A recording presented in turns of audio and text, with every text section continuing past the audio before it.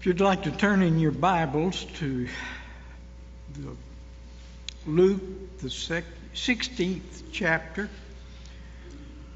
I'll be reading verses 19 through 23.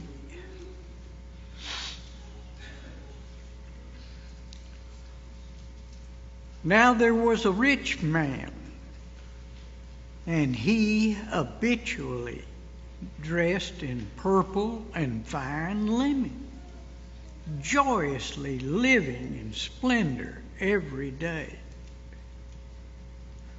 And a poor man named Lazarus was laid at his gate, covered with sores, and longing to be fed with the crumbs which were falling from the rich man's table.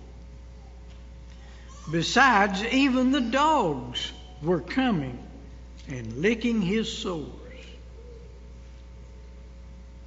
Now the poor man died and was carried away by the angels to Abraham's bosom. And the rich man also died and was buried. In Hades, he lifted up his eyes, being in torment, and saw Abraham far away, and Lazarus in his bosom.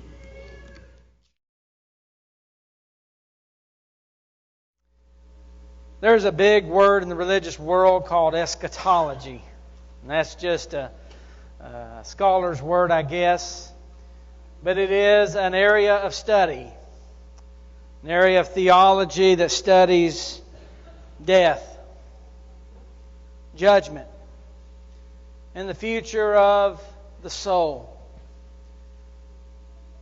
I think every one of us, to some degree or another, I think we're all afraid of death. And that's all right.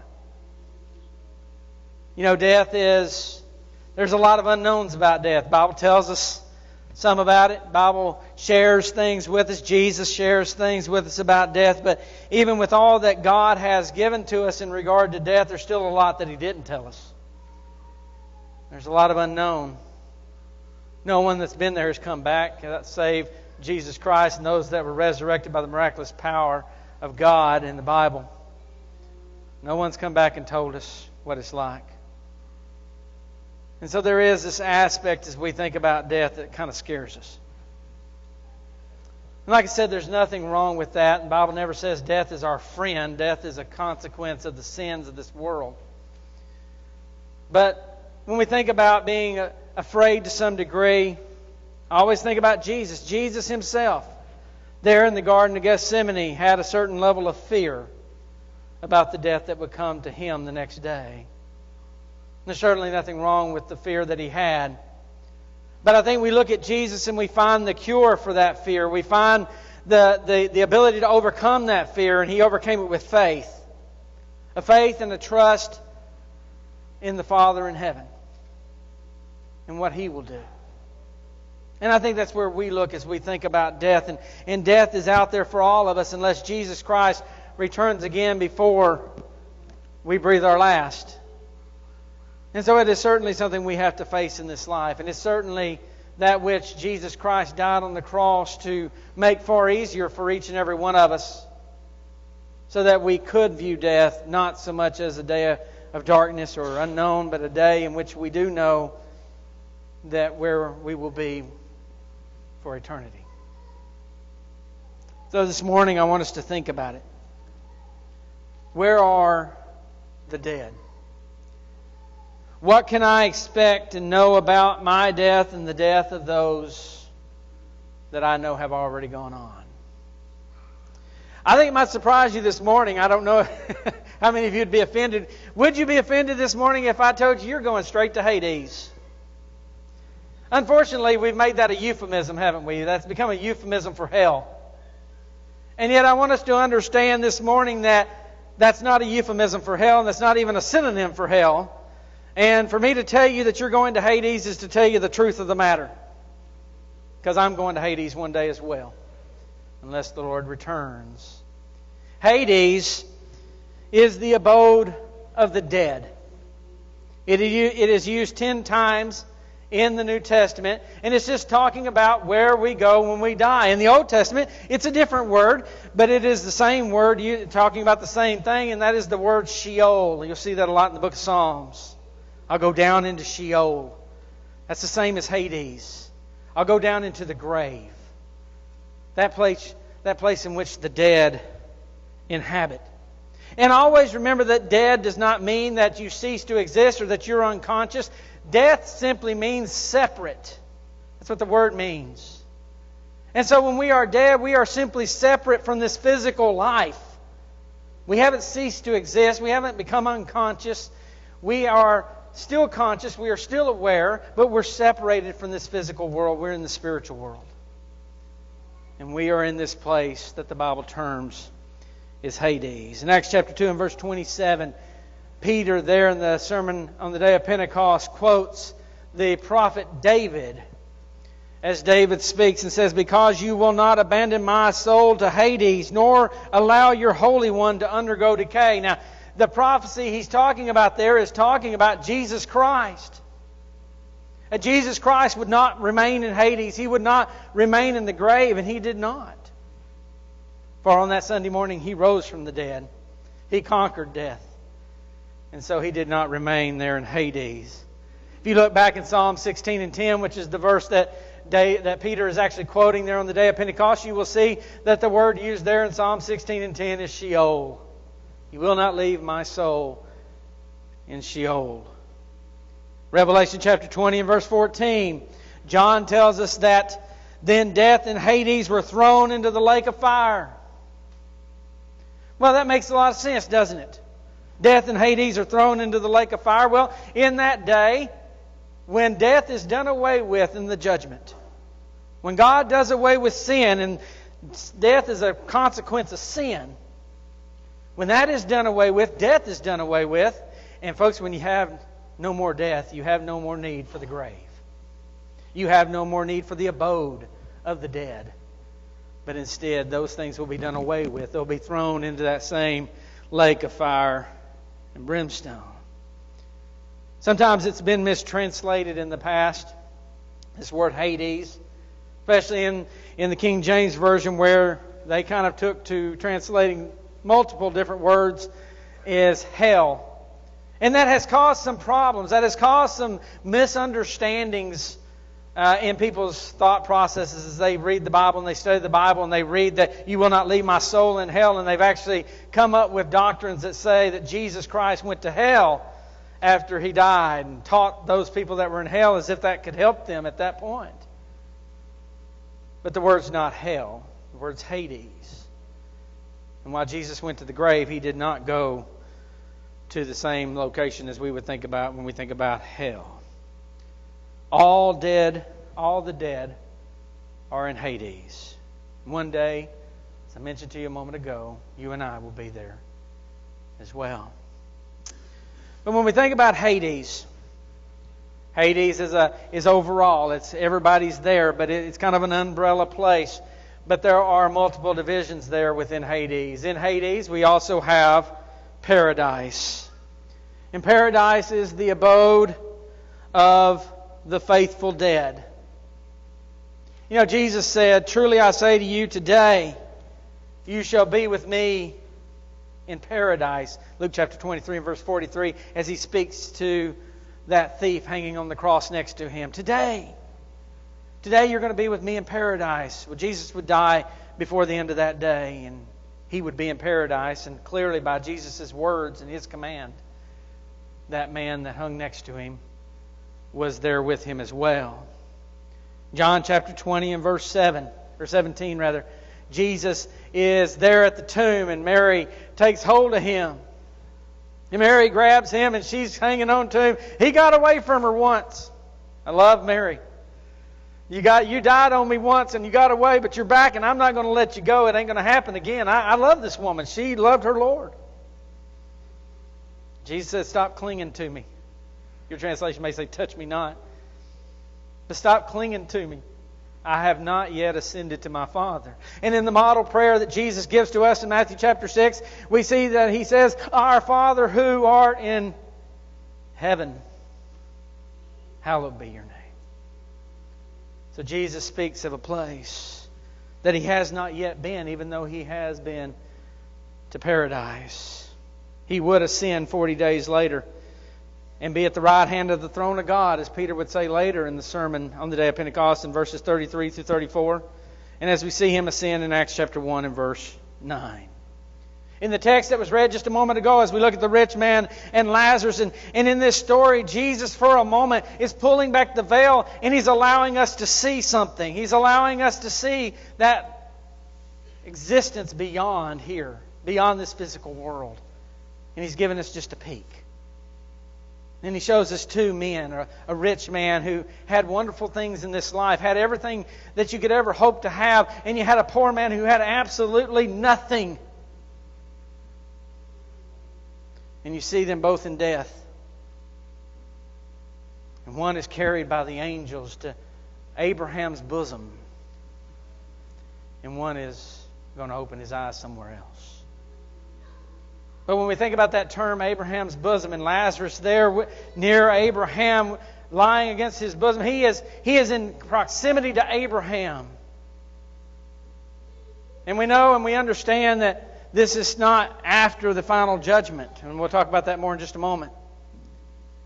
And so he is there with Abraham. That Abraham's bosom idea is just simply in close proximity to where Abraham is. You know, as we go through these things, I do want to let you know and be clear about this, that there are aspects of these things that we might disagree about. And that's all right. There's some things that are certain, and there are some things that we might disagree about. Brother Guy Woods and Brother Gus Nichols, probably some of the most brilliant Bible minds of the last century, didn't agree on this. I love them both. I think their teachings are fantastic. I read them all the time, but they didn't agree on this. And I had a good friend who was good friends with them. And I thought, what a wonderful blessing to be good friends with those men. Sit around like I sit around with Doug or Chris and talk about the Bible. How wonderful would that have been? He said they were sitting there talking one night, and they were discussing this topic, where are the dead? Now, Brother Gus Nichols believed that when we die, we just go straight to heaven. There is no paradise in between. Brother Guy Woods believed in the paradise and torment that we're going to talk about in just a moment. And at some point in the conversation, those two wonderful men of God, in their great gentleman nature, Brother Gus Nichols reached over and patted Guy Woods on the shoulder and said, Brother Guy, if you want to go the long way, that's fine. You go right ahead. I'm just going to go straight there. That's a wonderful attitude. That's a wonderful way to discuss things that we might disagree about that aren't necessarily matters of faith as much as things that we can't disagree on. But this is certainly not one of those things. But we certainly want to take what the Scriptures give us and see if we can draw some conclusions as to some of the mystery behind death and where the dead are. Well, the second place that we see in this overall area of Hades, the grave, is torment. Back again in Luke chapter 16 and verse 23, there as Jesus has pulled that curtain back for us again, we see that while Lazarus was carried by angels to Abraham's bosom, we see that the rich man opened up his eyes in torment. He was tormented in that flame, as he would tell Abraham. He'd ask Abraham to have Lazarus just dip his finger in some water. Just get the end of your finger moist and touch my tongue. And because I'm so tormented in this flame, he's in a place of torment. You know, I mentioned to you that we know that this is not after the final judgment, because the things that are taking place here, things that are going on in this location, are going on during this life. Remember, he then says, send Lazarus back.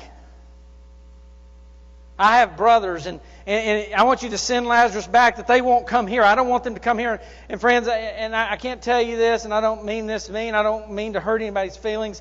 But I can promise you this morning that if you have a loved one that is lost, and that's not my place to judge, but if you have a loved one that is lost, I guarantee you they don't want you to come. They're doing just what the rich man did. Please send somebody back and stop them from coming here. You're not doing them any favors by choosing to disobey God just because they did. And that's tragic. But don't compound the tragedy. And so he's there. He says, I have these brothers. Send Lazarus back. I don't want them to come here where I'm at. And Abraham says to him, they have Moses and the prophets. Let them hear them. So we are clear here that what is taking place is during the time of the Mosaical law. This is taking place while the law of Moses is still in effect, before Jesus Christ in the Christian age. 2 Peter chapter 2 and verse 4, Peter says, For if God did not spare angels when they sinned, but cast them into hell, and committed them to pits of darkness reserved for judgment. Now that word there, hell there, as we see, and obviously talking about angels being cast somewhere that is not at the end of time, when they will be cast into the lake of fire along with the devil, cast into hell, in that place that's prepared for them. That word there is not the word normally used for hell, the final hell. It is the word Tartaro. And it is only used once in the New Testament. Used once here by Peter. But I want you to also take note that they are reserved for judgment. There is a place in which we are reserved for what is to come. We are kept until that day comes when we will move forward into our eternal destiny.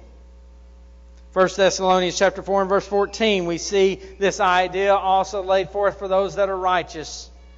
It says, For if we believe that Jesus died and rose again, even so God will bring with Him those who have fallen asleep in Jesus. I want you to take note. He's bringing them with Him. They've been somewhere. He's bringing them with Him. They are going to rise from the dead, right up out of the ground. They're going to rise to meet Jesus in the air. Then those of us who are alive, the text tells us, will then rise to join them and forever be with the Lord, right? But He's going to bring them with Him. And so these people that are in paradise, these people that are in Abraham's bosom, they're going to be brought with God on that great day. Just as there are those that are in torment that are being reserved for the judgment that is to come in regard to them. You know, there are two other locations we need to talk about. These are two locations that are not in Hades. These are two locations that take place beyond that, after Hades and death are done away. First location is hell. Not a popular subject.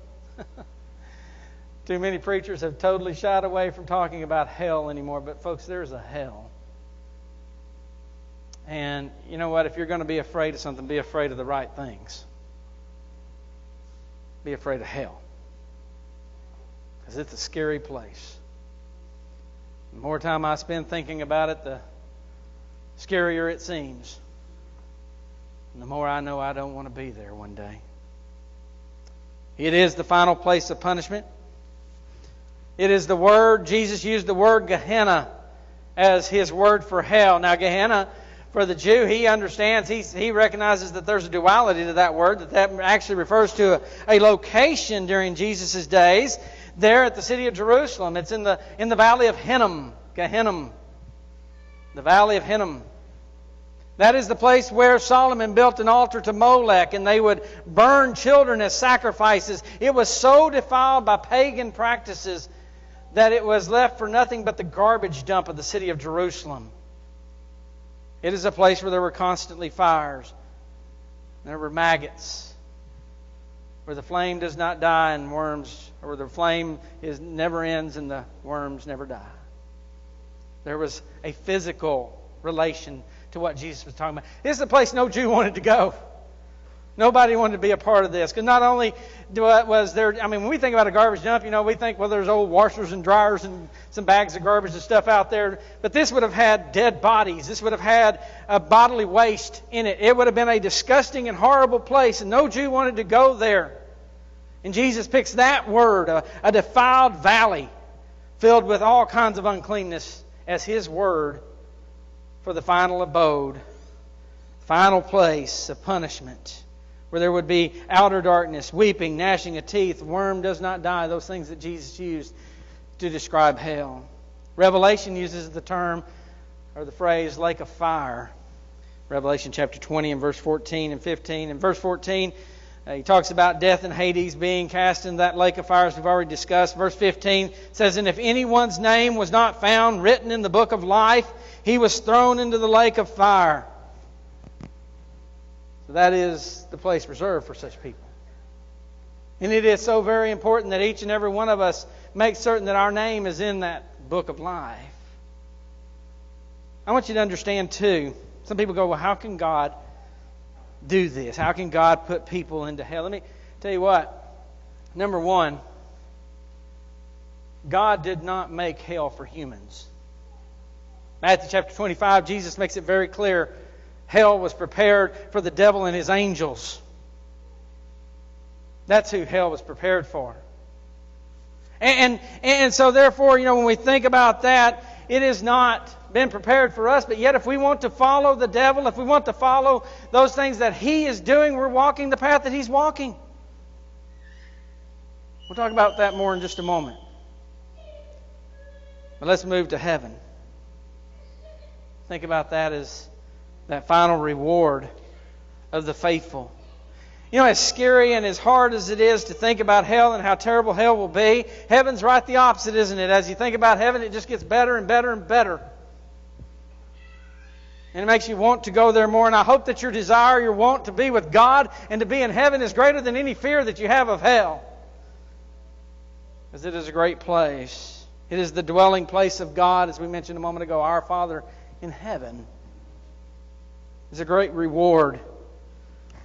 Jesus said at the end of the Beatitudes, as we discussed a couple of weeks ago, great is your reward. Where? In heaven. We should all long for it.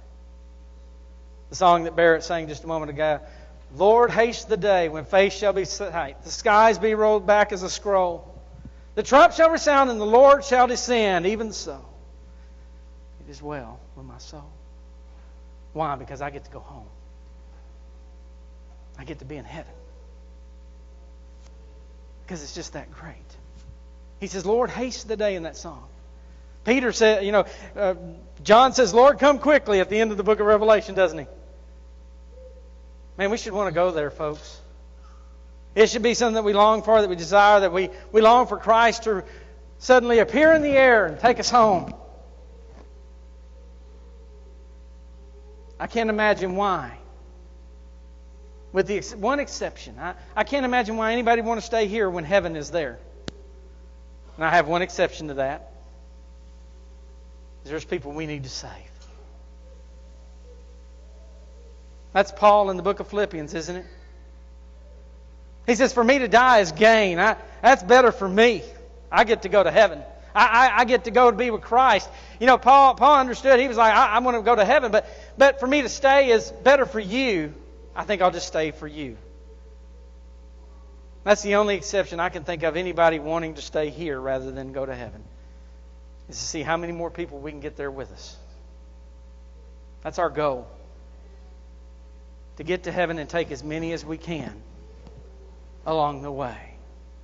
Great little caravan leading people to our heavenly home. In that final day, we have a new heaven and a new earth. This one will be destroyed. All the creation will be destroyed. And God will have a new place for us. A place with Him. And in that day, those in Hades will be moved. They have been reserved for a final destination. And now they will be moved at that time in the judgment day to those destinations. It's not that their judgment's not known. Their judgment's already known. It's clear where Lazarus was going. It's clear where the rich man's going. It's not the mystery of it all. There's no mystery in regard to this. We die and then the judgment, Hebrews tells us. When I breathe my last breath, the all-knowing God of heaven knows exactly where I'm going. And there's nothing I can say. There's no pleading at the judgment seat as if I got some argument that's going to get me out of what I chose to do. It's set. And that last breath escapes my body. My destiny's sealed. I'm reserved for one place or the other. Nothing from a judgment standpoint changes between death and the end except the location. It's all locational. Those in torment will join the one which they followed. Those in torment will join the devil and his angels as they are cast into the place that God prepared for them. And we will join them if we have not lived our lives as we should. If we have not lived for God, but instead have followed the things of the devil, then we will follow him to where he goes. Those in paradise will be brought from paradise to join the living saints. Those that are still on this earth when Jesus Christ appears in the air, they will be brought from that paradise place. They will be resurrected. They will rise in the air. They will join Jesus in the air. Along with them, those people that are still alive will rise and join them and forever be with the Lord in heaven. That's the future. And it is my prayer, it is my hope, it is my desire that for every person I see here this morning, every face looking at me right now will be looking at me from the air one day with Jesus Christ right there with us. Oh, what a wonderful day. What a glorious thing to consider. You choose. People go, how can God do that? God doesn't do it. I do it. If I go to hell one day, Nathan did that. God did everything that He could to keep me from it. He did everything He could except force me. Moms and dads, you understand this, don't you? The Father in heaven understands this. We understand this. We understand that you can do everything that you can, but you can't force your children to do anything, really, at the end of the day. He did everything He could except force me. If I go to hell, that's all on me. Every single bit of it. My choices, my life, my sin put me there. Not God. His goodness has tried to keep me from going there by sending His only begotten Son. You choose in life where you go when you die. Follow the devil and he'll lead you all the way to hell. And do you realize that you're following someone that has absolutely no care for you? If that is your path, you're following someone who his only desire is to destroy you. And he's taking you to a location where every evil, every bad, every terrible thing that you can imagine from this life will be there. And that's where you get to spend your eternity. That's your company that you spend eternity with. Why in the world? Why would you want that path? For a few years of whatever in this life, you'll take that at the end? If you follow Jesus, He'll lead you right to the throne of God. And an eternity of worshiping a God that has loved us so much. And your company there is all the good, loving, faithful people that have lived in this life for God, and a myriad of angels that have loved and cared for you in this life at the direction of the God of heaven. I find that company much better. I'm going to spend eternity somewhere. I'd like to spend eternity with good company. And we have that opportunity to choose that this morning. But you choose. The only admonition I can give to you is to choose wisely. To really think about heaven and hell. To really think about what you choose in this life and the path that it's leading you down. To choose life. And that only comes from Jesus Christ. He said, I am the way, the truth, and the life. No man comes to the Father. No man's going to get to that throne of God except by me. John 14:6. This morning, it is my prayer that your path is the path that Jesus walks. It is that narrow way. It's not always easy. Sometimes it's difficult. Sometimes it's hard. But yet at the end of it is eternal life. I hope that's your path. If it's not, if you're instead on an easy way, you're on the broad way as Jesus called it, you're following the devil, I want you to remember where that leads you. Where that gets you. And yeah, you may get to do some things you want to do in this life because you want to do them for whatever reason may be in your head. But I want you to know where that ends because that's important. It's like commercials that we see sometimes and they show you different things like alcohol and they show you what a good time they're having, but they never show you all the people killed and dead because of it. People go into it thinking that's all there is to it. And folks, I want you to know this morning that the things of sin, that's not all there is to it. There is an end to that. And it's an end you don't want. This morning, if that's your path, if that's who you're following, change that today. We want to help you. If it is to obey the gospel of Jesus Christ, God has done everything that He can to give you this opportunity this morning. He sent Jesus from heaven. Jesus was willing to leave heaven to die on a cross for you so that you have this opportunity to choose. Come believing in Him, the one who died for you. Repent of the life that leads you to the devil's destination. Confess that Jesus is the only Lord to follow, Son of God. Be buried in baptism, having those sins that separate you from God washed away so that you can walk a new life according to Romans 6, a life following Jesus all the way to the throne of God. If you're a child of God, maybe you haven't been living as you should, and make that change today. Repent of those things, confess those things to God, and know that He is faithful and just to forgive you. If we can help you, if we can encourage you, we want to do so this morning. Won't you come as we stand, as we sing?